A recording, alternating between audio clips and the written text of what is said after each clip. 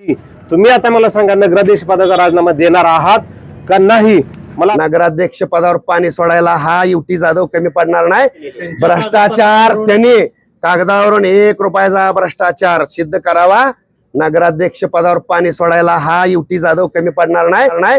त्यांनी राजकीय जीवनात संन्यास घ्यायची मानसिकता आहे का त्यांना विचारा.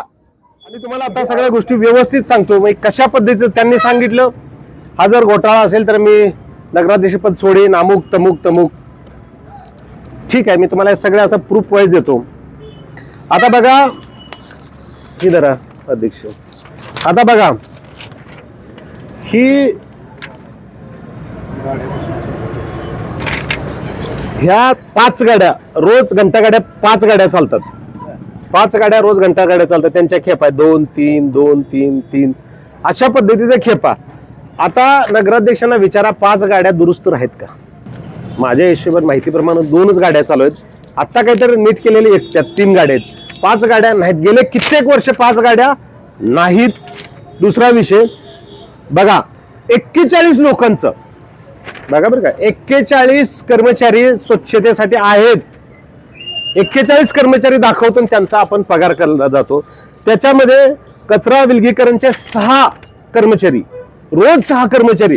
तुम्ही कारखान्यावरती जात असता, कोणाला कर्मचारी दिसलेत का? तिथं विजेचं कनेक्शन नाही राव, कसं विलगीकरण करणार आहे? 6 कर्मचारी तिथं दाखवतो. किती दिवस झाला आपण ह्या लोकांचं बिल काढताय. अतिशय चुकीच्या पद्धतीने ह्या सगळ्या गोष्टी होत आहेत. म्हणून मी आपल्याकडे निदर्शनात आणलं. आणि काय झालं, प्रशासनाच्या काळात झालं ठीक आहे, पण तुम्ही नगराध्यक्ष झाला, तुमची जबाबदारी नाही का ह्या गोष्टी तपासायच्या? मग तुम्ही कसले नगराध्यक्ष आहेत? तुम्ही कसा न्याय देणार ह्या लोकांना? इथले प्रश्न कसे सोडवणार आहेत? आता मला सांगा, इथल्या लोकांच्या आरोग्याचे प्रश्न आहेत, गटारीचा प्रश्न आहे, पाण्याचा प्रश्न आहे, शिक्षणाचा प्रश्न आहे.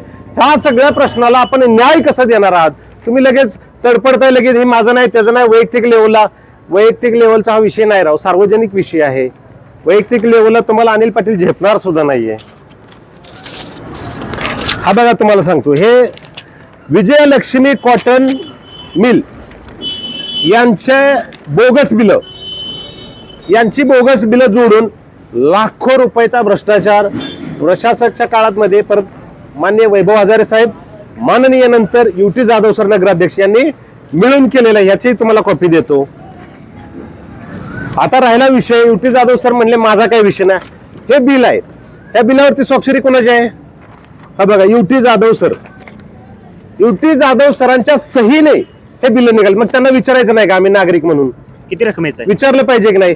मी सगळे डिटेल देतो तुम्हाला. हे बिल आहे, मी अजून बिल आहे त्यांची स्वाक्षरीची. हे बिल आहे 9,64,852 रुपयेचं बघा. आणि ह्या बिलाला सुद्धा खोट्या वजन काटाची बिलं जोडलेली आहेत.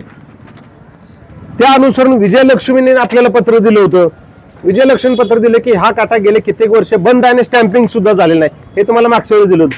आता अत्यंत महत्वाचा विषय, त्यांनी जिल्हा बँकेच्या ताब्यात काटा आहे, जिल्हा बँकेचे त्याच्यावर पकड आहे. जिल्हा बँकेला त्यांना कोणीतरी सांगितलं, सोशल मीडियावर बघत होतो की जिल्हा बँक म्हणते काटा चालू आहे. मग दरम्यानच्या काळात मी जिल्हा बँकेकडे मागणी केली, तो काटा चालू आहे तर त्या काट्यावरती वजन झालेले त्याचे जे पावत्या असतात 250 रुपये, त्याचा भरणा कुठे झाला आणि कुठल्या खात्यात झालाय त्याचा तपशील मला मिळावा. मग त्यांनी तपशील असा दिलेला आहे बघा.